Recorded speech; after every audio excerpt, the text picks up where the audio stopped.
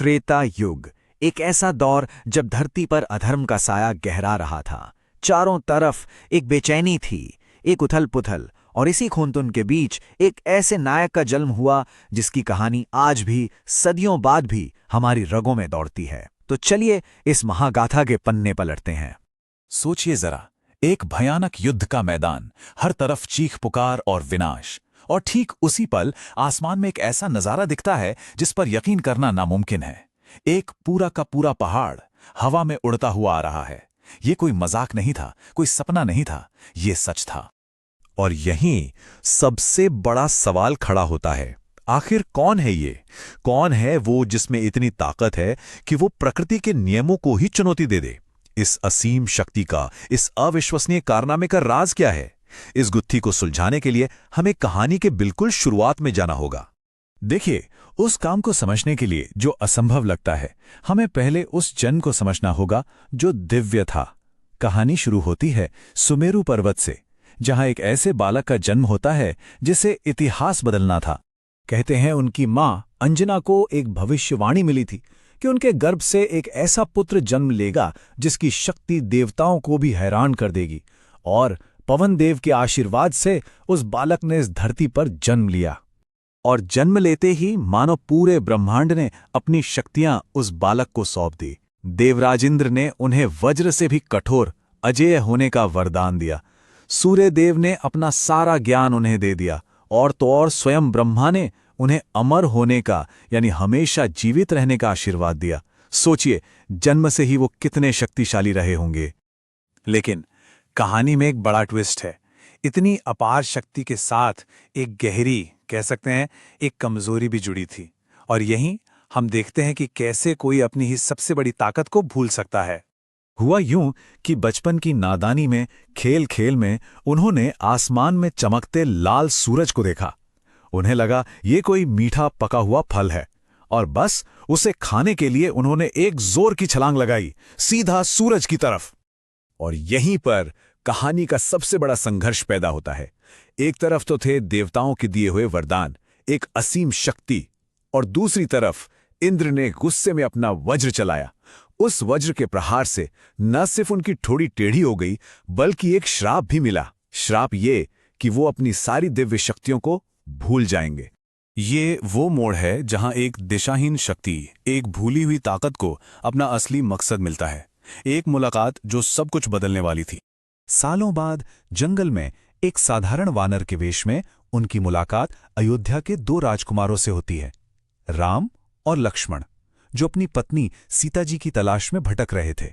ये कोई आम मुलाकात नहीं थी, ये वो पल था जिसने सब कुछ बदल दिया।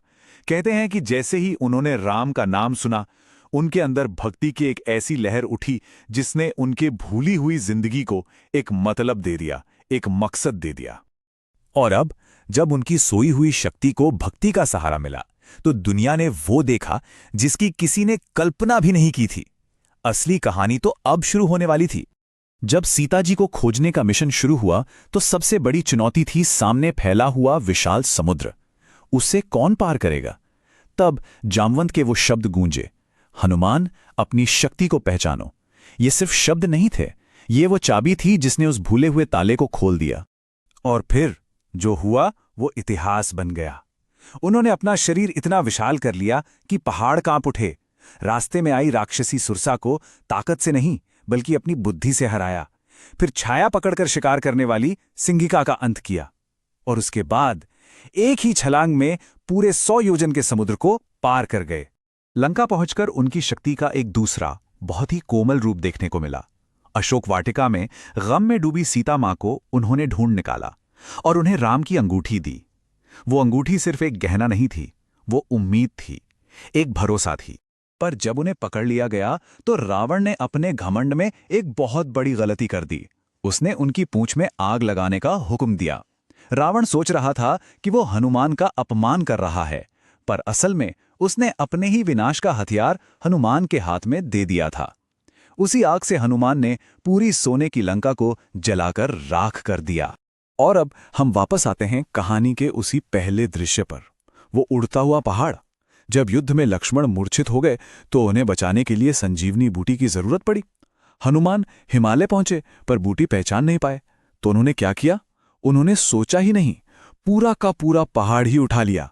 लेकिन हनुमान की कहानी सिर्फ ताकत और बड़े बड़े कारनामों की कहानी नहीं है। उनकी असली विरासत, उनकी अमरता का राज कुछ और ही है।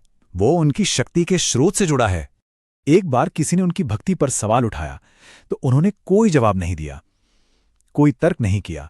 उन्होंने बस अपनी छाती चीर कर दिखा दी और सबने देखा, उनके दिल में, उनकी हर सांस में सिर्फ राम और सीता बसे थे। यही उनकी असली शक्ति थी। उनकी शक्ति का स्रोत वो खुद नहीं, उनकी भक्ति थी। और स्वयं प्रभु राम ने ये वचन दिया कि इस धरती पर जहां कहीं भी राम का नाम लिया जाएगा, वहां हनुमान मौजूद रहेंगे। इस एक वचन ने उन्हें सिर्फ एक पात्र से सेवा और भक्ति का एक अमर प्रतीक बना दिया। तो आखिर में ये सवाल हमारे सामने खड़ा होता है, हनुमान की कहानी हमें क्या सिखाती है?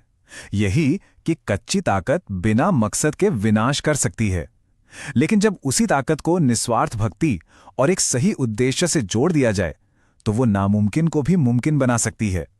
तो सोचिए, असली ताकत सिर्फ शक्ति में है या उस भक्ति में जो उसे सही दिशा देती है?